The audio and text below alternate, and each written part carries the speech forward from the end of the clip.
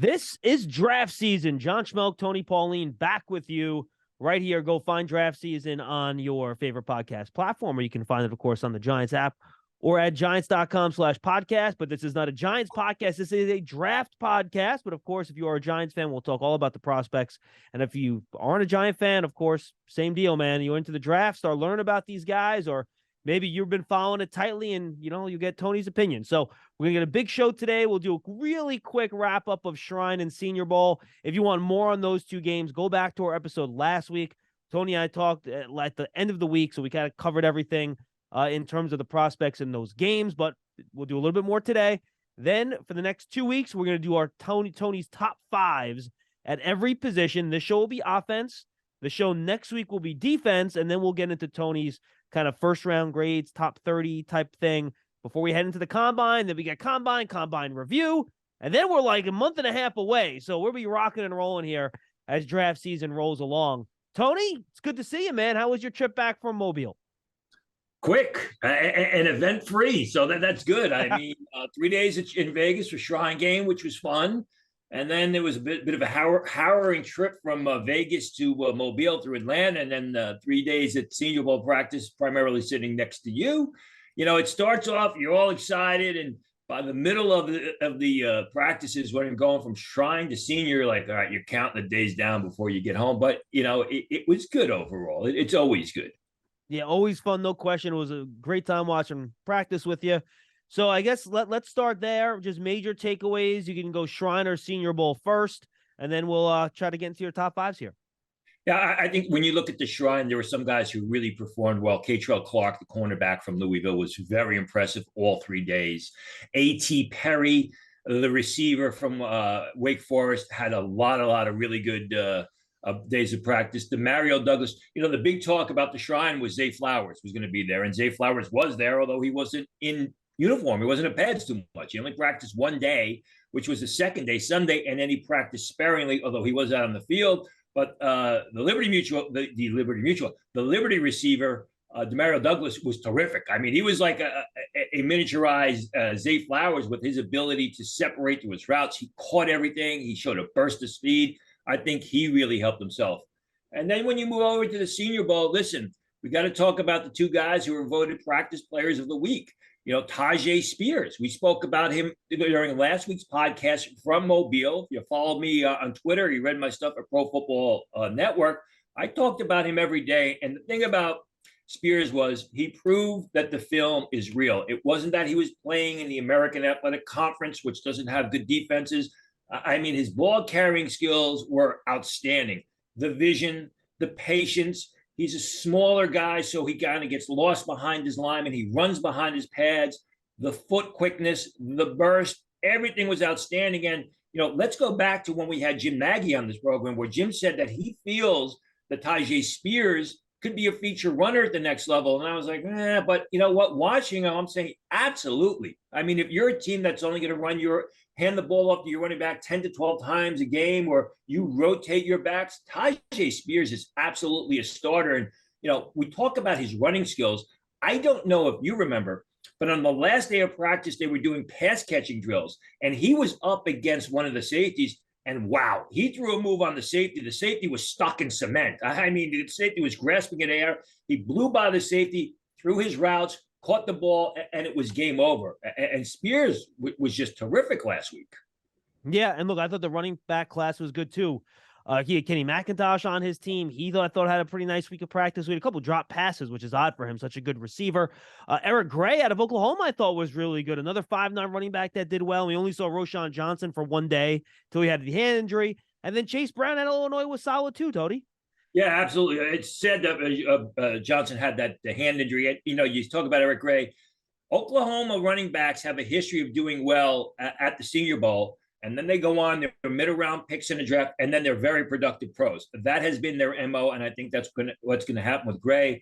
And then when we talk about the defensive player of the week, Sidney Brown, I mean, wow. Again, we talked about him last week on the podcast, and what I said was, Sidney Brown's ball skills, his cover skills, was probably as good as any of the cornerbacks at the Senior Bowl. And I mean, a year ago, you may remember Jalen Petrie from Baylor was at the Senior Bowl, and there were questions about his cover skills because he was used more in the box as sort of a hybrid linebacker safety, and he blew everybody away, ended up as a second-round pick. Similar situation with Sidney Brown this year. Granted, he was used more, in center field, but is he tall enough to be is he tall enough to cover the larger receivers? Is he quick enough? He showed it all. I mean, he played well every single day, covering receivers in one-on-ones, in scrimmage. And again, like I said, his ball skills were as good as many of the cornerbacks that were in Mobile for the Senior Bowl. Yeah, I want to give a shout out too, Tony, to the offensive line group. I thought they played particularly well. Those one-on-one pass rush drills are designed for the defensive players to succeed. And I thought the offensive linemen won those drills, to be quite honest with you. I think you have day one step-in starters at guard and center. Darnell Wright at tackle did really well. Jalen Duncan, I thought, did pretty well when he was at left tackle. DeJuan Jones obviously just practiced for one day. When he did, he was dominant. I think, you might not get a ton of first round offensive linemen in this draft, maybe a little less than a handful. But I think in rounds 2 and 3, you're going to get a ton of guys picked, and they're going to step in and they're going to play right away.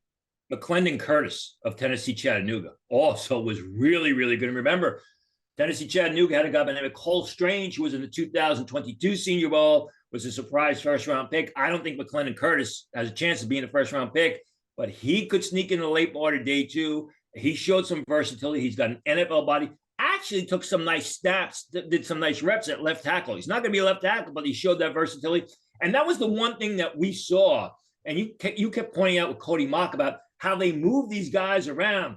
Guards were playing right guard, college right guards were playing left guard and tackle. Jalen Duncan who's a left tackle all his college career at Maryland, played some right tackle. So they move these guys around. You got an idea what these guys can and can't do. I thought it was a terrific job by those coaching staffs, I should say. Yeah, I want to just shout out Osiris Torrance, so I thought was fantastic. Best interior lineman there. John Michael Schmitz showed, maybe back end of the first round at center, probably a second round pick, though more likely. Matthew Bergeron at Syracuse, another guy Tony mentioned, moved around, guard and tackle.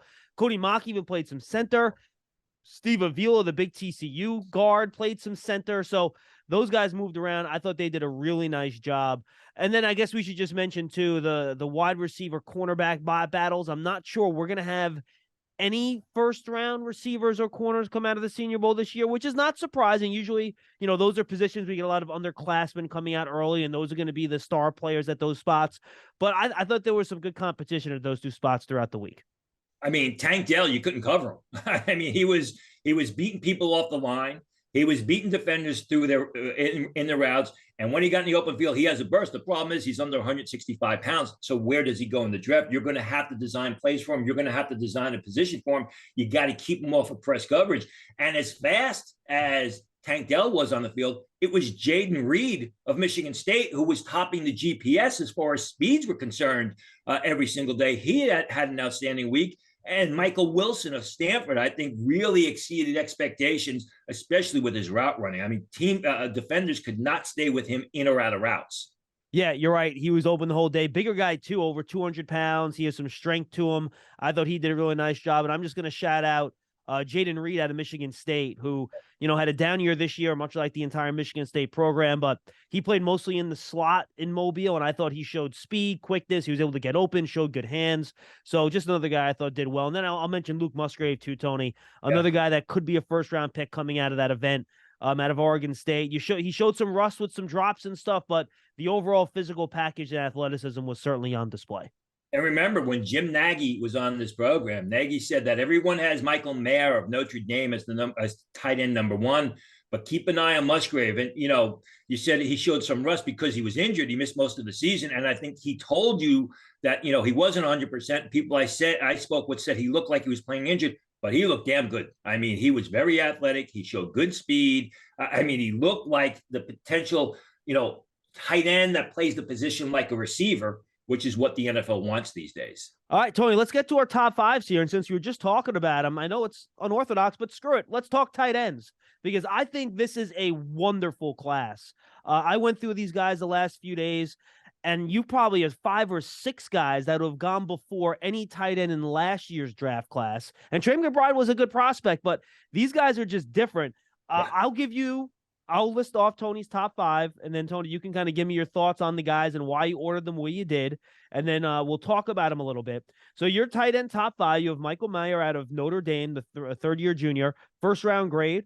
You have Luke Musgrave out of Oregon State, number 2. Tucker Kraft out of South Dakota State as your third guy, both guys with kind of first, second-round picks. Sam Laporta out of Iowa, second-round selection, and then Dalton Kincaid out of Utah, kind of a second, third-round guy. Give me your thoughts and why you ordered them that way. Yeah, Mayer, Musgrave, and Kraft are very close. There's not much that separates them. I got to wait and see what Mayer runs the 40 in at the combine, because there's word that he may not break 4.8.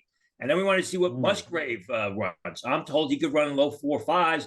And then there's my favorite, Tucker Kraft. Now, it depends on what you want. I mean, Mayer is your traditional 3-down tight end. He's your 1980s type of tight end, if you will, in the sense that he's a terrific inline blocker. He can block on the second level. He is a big, strong, stout pass catcher. Remember, I've talked about him in comparison to Mark Bavaro of the New York Giants, going way, way back. He is that type of tight end. That's not necessarily what the league wants these days. You know, they want the guys that can get down the field. Musgrave does that. Tucker Kraft of South Dakota State really does that exceptionally well.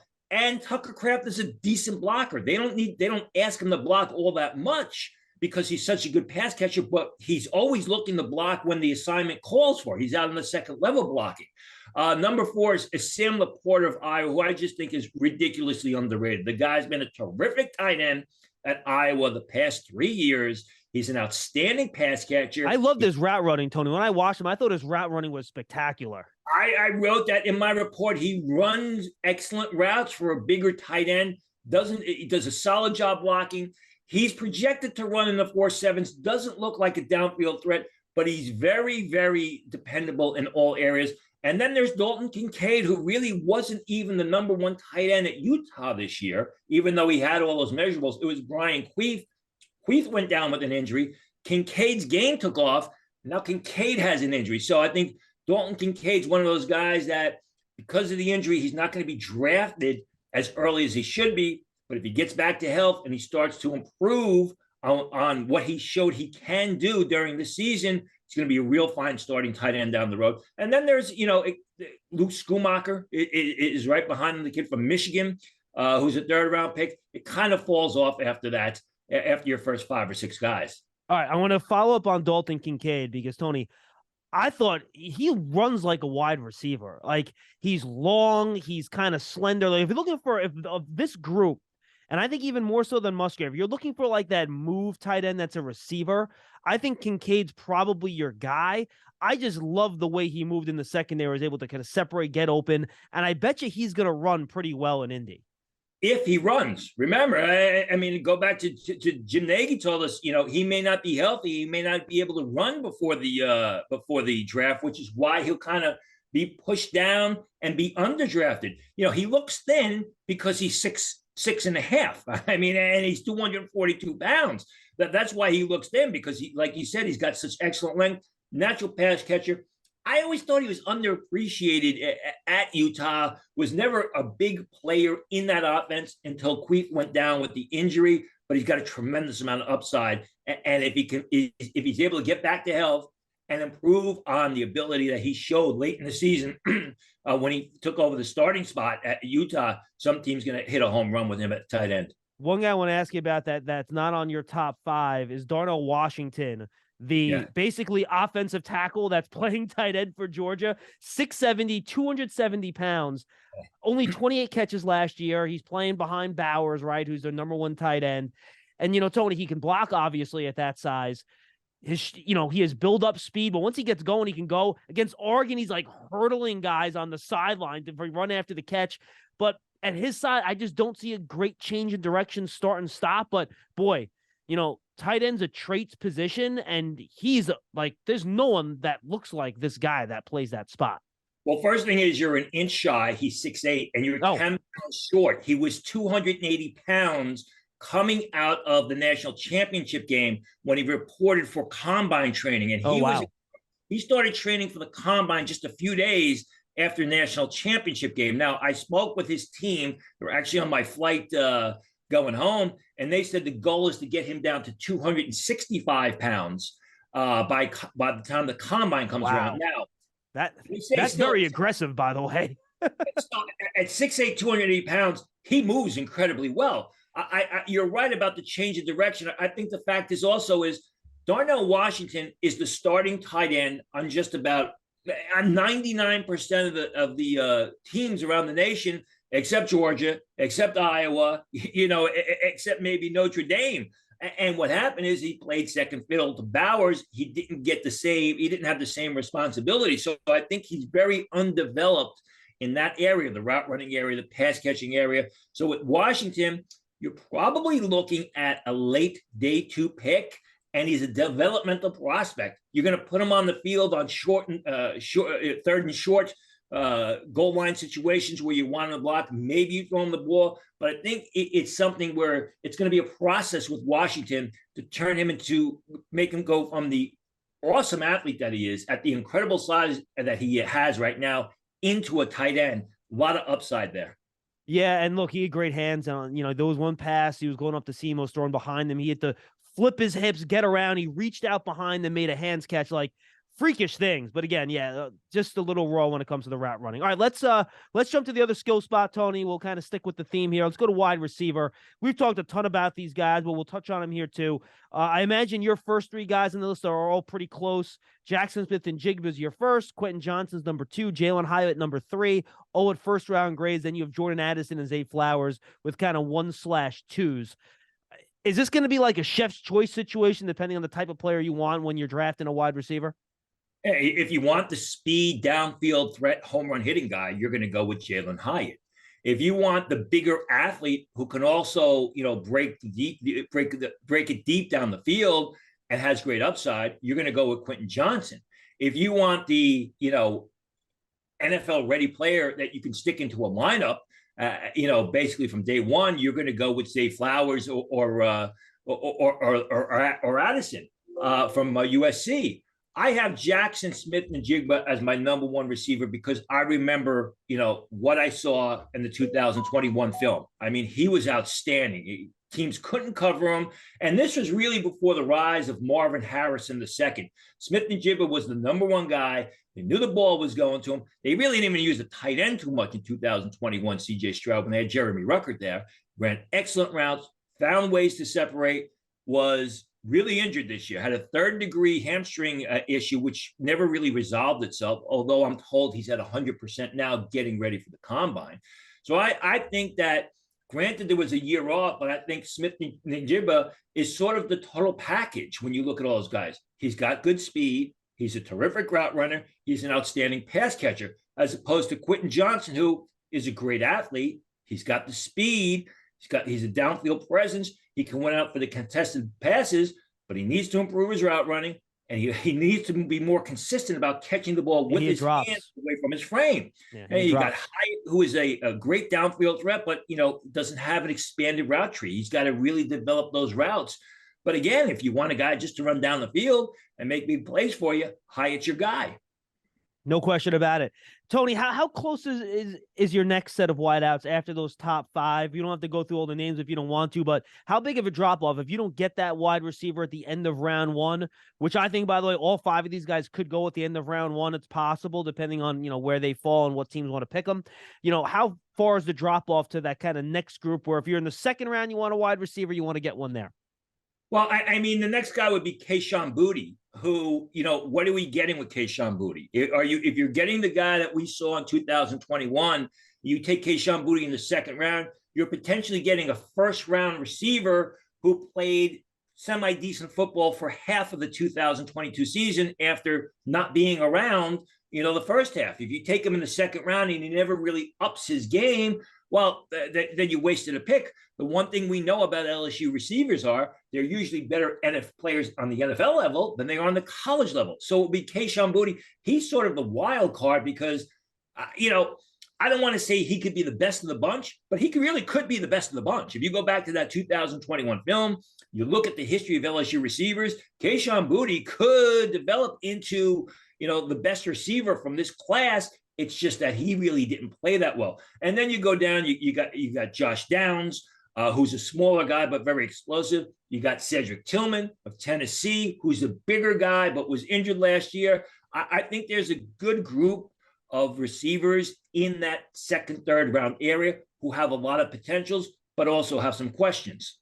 Yeah, I love Josh Downs, by the way. I don't see much of, for me, I don't see much of a difference between him and Zay Flowers. I think they're very similar. And I think if, you get Downs 15, 20 picks after, I think you're getting a very similar player, to be honest with you. I think Flowers runs better routes, but I think Downs is more of a downfield threat.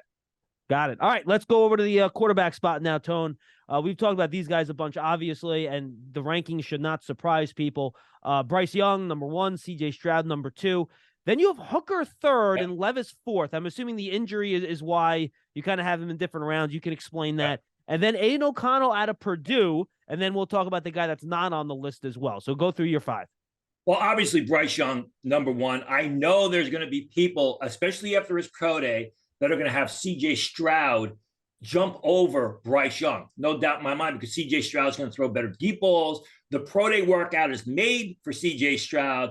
But when you look at the film, there's really not much of a difference. I mean, Bryce Young gets it. He's got incredible field vision. There's a clairvoyance to his game where he knows what's going to happen before it happens. Doesn't have great size. Doesn't have a great deep arm. He's not a bad deep arm, but he doesn't have that great vertical arm that he's going to drive the ball downfield. It's a little bit slow to take his head off the primary receiver from now and then, but he always makes good decisions. And by the way, Tony, just real quick, just so people understand, when we're in Indy, people are going to be waiting with bated breath on his measurements. Not Absolutely. just the height, but also the weight. That's going to be, and look, there's going to be a lot of players where it's important. There's no bigger measurement that's going to come out of Indy than Bryce Young, because no one has really ever succeeded at quarterback in the NFL at his stature. Kyler Murray 2.0. Don't you remember how everybody was waiting for Kyler Murray's measurements? And when he came in slightly over 6 foot, it went viral on the internet. It's going to be a similar situation like that. And you're absolutely right. I mean, if you draft Bryce Young, you better make sure you put at least 5 good offensive linemen in front of him to protect him, because he's not going to be able to take the beating on Sunday that he took on Saturday. And it's not just height; it's width, it's frame, it's strength. He is a slender guy. He's not going to be able to withstand the rush. Now, physically, mentally, he does a lot of good things. Steps up in the pocket, gets rid of the ball, and he protects the football. Doesn't throw adverse passes. Doesn't force the ball into coverage, which is what you got to love about him. CJ Stroud is just the opposite. He's got those physical skills. He's got the size. He's got the girth. He's got the stoutness of a pocket passer. He's got the big arm. He's very accurate. Again, with CJ Stroud, and we've bemoaned this fact on this podcast going back to September. CJ Stroud, I thought, was overcoached at Ohio State. And all of a sudden, when they let him play against Georgia, boom, he puts up 40-plus points against that defense. He almost wins that game. So which CJ Stroud are we getting? Right.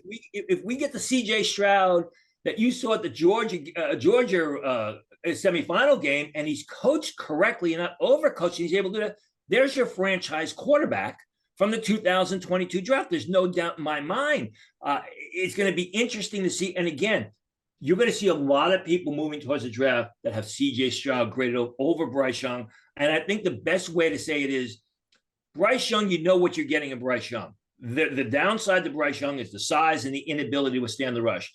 CJ Stroud, there's a huge upside, but there's a lot of risk in the pick. Yeah, Tony, real quick on Stroud before you move on to Hooker and Levis. And look, I'm always one to tell people don't scout the helmet, but we've seen now 2 Ohio State quarterbacks come out of that offensive system in Dwayne Haskins, rest in peace, and Justin Fields, where the passing part of their game going from that Ohio State system to the pros did not translate well. You're throwing a great receivers, you have great protection, and this type of route concepts they can run at Ohio State, you can't even run the NFL because you can't hold the ball that long. So I worry about that too, how much of that production carries over when you go into an NFL system. Go ahead, sorry. It's going to come down to coaching with CJ Stroud. I think a lot of people will be surprised when they see Hendon Hooker as my number 3 quarterback. But I firmly believe that if Hendon Hooker finished the season healthy and went through the Senior Bowl process, we'd be talking about him as the number 3 quarterback. And I think Hendon Hooker is in a real good position. He's not in a good – it's bad because he's going to be underdrafted. He's got no chance of being a first-round selection. It's probably not going to be an early, won't go until the bottom half of round 2, round 3, depending on how the injury is. But he's in a good situation. He's not going to be able to play in 2023. So he's going to have to sit on the sidelines the first 3 months, which is probably a big benefit. Hendon Hooker has continually improved his game. He was good at Virginia Tech, took it up a notch in 2021 at Tennessee, really took it up a notch this year at Tennessee before he got injured. When you compare him to Will Levis, yeah, Levis has got better size. He's stouter. He's got a better arm, although Hendon Hooker has got a darn good arm. But Hendon Hooker is the better quarterback. And I just like the fact that Hendon Hooker, he may not like it, is going to have to sit on the sidelines because of the injury, which I think will be to his benefit 2, 3, 4, 5 years down the road, rather than sticking him in the lineup, sticking him behind center, and basically learning under fire. Levis is, sort of like C.J. Stroud times 10. He's your boom or bust guy. I've written about it. We've talked about it. He should have been at the Senior Bowl. He should have been at the Shrine Game. As someone said to me, it was occupational suicide that he didn't go to the Shrine Game, considering the Atlanta Falcons were coaching one of the teams. The Atlanta Falcons need a quarterback, and the Atlanta Falcons have the 8th pick of the draft. Why wasn't he at the Senior Bowl? Now, when we talked to Nagy about it, he said, well, there's a toe injury, but people thought he could have played. You usually don't go to a game like that because you don't want to be exposed. And that's the thing with Levis. Struggles layering the ball, doesn't do the best job with his reads, a guy who's got high upside but a big downside. And then I've got Aiden O'Connell. And a lot of people are going to say, well, how come Anthony Richardson's not in your top 5? That was my follow-up, Tony. Anthony Richardson could be a great quarterback in 3 years. He could also be playing receiver. I mean, there's just too much unknowns about a guy that has not played much football, who, completed 33% of his passes against Florida State, where Aiden O'Connell was highly rated coming in the season. He's got NFL size. He's a pocket passer. He's mobile. He's got an arm. He had a solid Shrine Game. He's got a lot of upside. He's a mature guy who knows what's going on. He's been through a lot. He's married. I just think that O'Connell's a much safer pick. Richardson could be a great quarterback in 3 years. He could be playing in the CFL in 3 years. Who knows what's going to happen? Yeah, and we'll see where Richardson goes. Most people think he's going to be a first-round pick. I don't think he's getting in the top 10. I've seen some people predict that. I think that's a little bit too rich. I think Levis will, though. I think, you mentioned Stroud's pro day, Tony. I think with Levis, teams will see him in his pro day. He's going to throw like a 75-yard pass or something crazy. He's going to run really well at the combine. He's a fast kid. He's tough. They say he knocks it out of the park in interviews. He's a real good leader. Frame size, all that stuff. He checks every box in terms of traits that teams are looking for. And then, here's what's going to happen too, Tony. This year was rough, but the team's going to go back and watch his game tape against Georgia last year, and they're going to be like, oh, man, look what he did against the best defense with all these NFL prospects on it. And then for Hooker, I think, to your point, I think it will help him sitting a year, because that Tennessee offense is nothing like what you can run in the NFL, the way they spread it out. They use the hashes, stuff like that. So I think it will certainly help him. Certainly has a lot of talent, and we'll see. But, yeah, I think definitely more quarterbacks going in the first round this year than we had in last year's draft for sure. All right, let's go to the offensive line, Tony. Let's go tackle first. Paris Johnson 1, Broderick Jones out of Georgia 2. Paris Johnson's from Ohio State. DeJuan Jones, Johnson's teammate at Ohio State, as your third guy. Anton Harrison from Oklahoma, and then Warren McClendon out of Georgia. Take us through your top 5 at offensive tackle. I like Paris Johnson, but I don't like him as much as other people. I think he's a work in progress. Made the successful transition from guard to left tackle this year. He's got excellent length, long arms. He's a good pass blocker. There's a lot of inconsistency in his game. You watch Paris Johnson, he's a devastating run blocker, but at times he's getting pushed back into the pocket. We saw that in the semifinal game against Georgia. That wasn't the only time that happened. So I think it's a matter of him learning to use that base to anchor and pass protection. Shows ability blocking on the second level. I think he's got a high upside, but I think there's going to be a few bumps in the road. Broderick Jones, a little bit shorter, a little bit smaller. Really want to see his measurements. You talk about the measurements for Bryce Young at the combine. There's going to be a couple other players, especially in the offensive line, which we'll get to, where teams are really going to want to see the measurements of these players. How long are Broderick Jones's arms? Are they long enough to stay at left tackle? He's got the physical skills. He's got the athleticism. He's got the agility. He can slide out in pass protection to protect the edge. He can get out to the second level. That all works. And if the measurements, follow along, you're looking at a guy that's going to go somewhere, I believe, in the bottom half of round one. DeJuan Jones, we talked about this before. DeJuan Jones as a massive offensive lineman, 6'8.5", 370 pounds. He was a dominant run blocker for 2 years at Ohio State.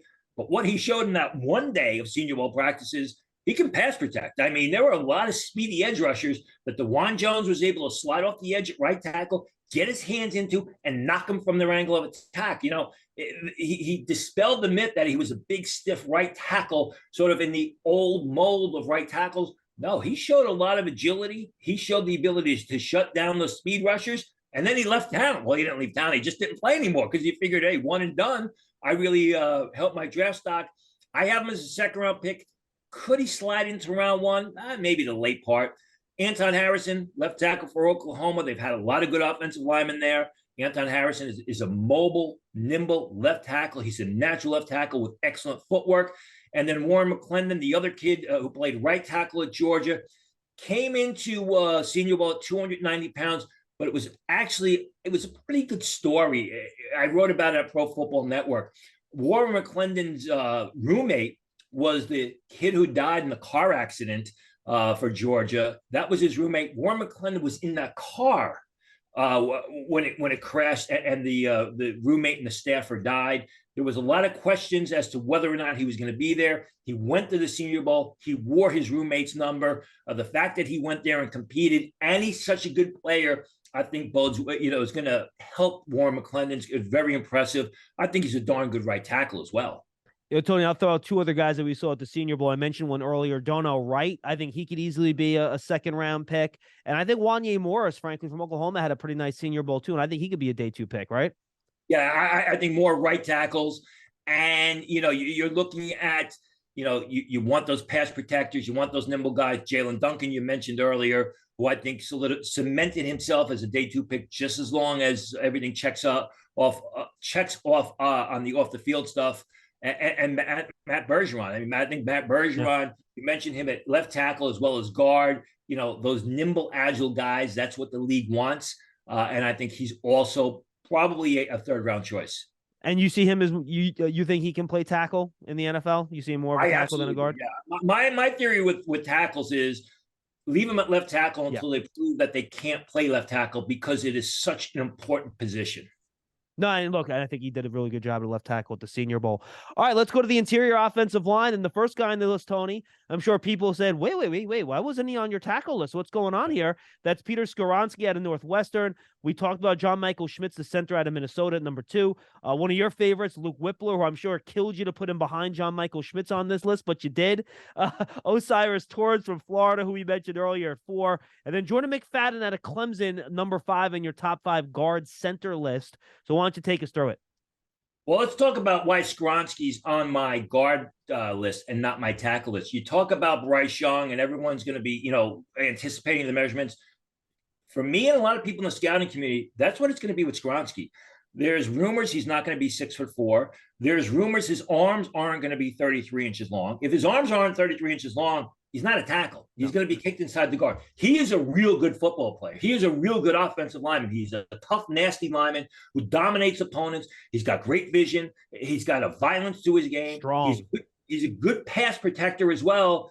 I want to see those measurements, because everything I'm hearing screams guard right now. Maybe I'm hearing the wrong things, but let's see. You're going to be everyone's going to be looking at Bryce Young's height and weight. I want to see Skoronski's height and arm length, because that will determine whether or not he's going to be a guard or a tackle at the next level. He may end up moving to my tackle board, and he'll be a top 5 tackle. Could be right there with the Paris Johnson. I tend to like Paris Johnson a little bit more than Skoronski. I know other people feel differently, but I want to see those measurements. John Michael Schmitz, you talked about him at the top of the show. He was terrific at Senior Bowl practices. In Minnesota, they basically used him on the line of scrimmage.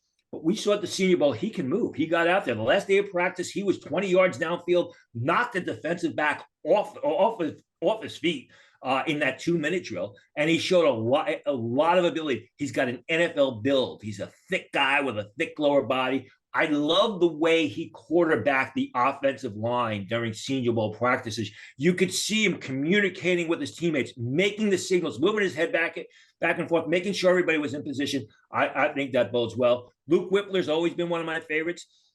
More of a zone blocking lineman compared to Schmidt, and a singularly a zone blocking lineman. But that's what the league wants. They want those guys that are nimble, can get out on the second level, can move, and are agile. That's what Whippler is.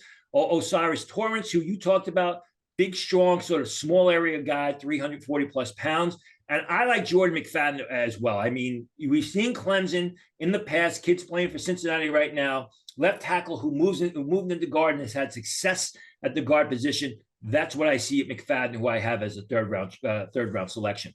Yeah, I'm going to throw a couple honorable mentions here for guys that I like. Tony, Cody Mock out of North Dakota State, who'll be moving in, to your point, with arm length, right, from left tackle into guard or center. Again, he hasn't done it much. He had some ups and downs at the Senior Bowl doing it, but I think, athlete, he kind of just, the guy's like no front teeth. I mean, he just looks like an offensive lineman. I think people are buying to him. And then Steve Avila out of TCU. You want a phone booth guy that's going to move the pile and be a road grader. He played a little center in Mobile too. That's another guy that I think teams are probably going to like on the inside sometime on day 2.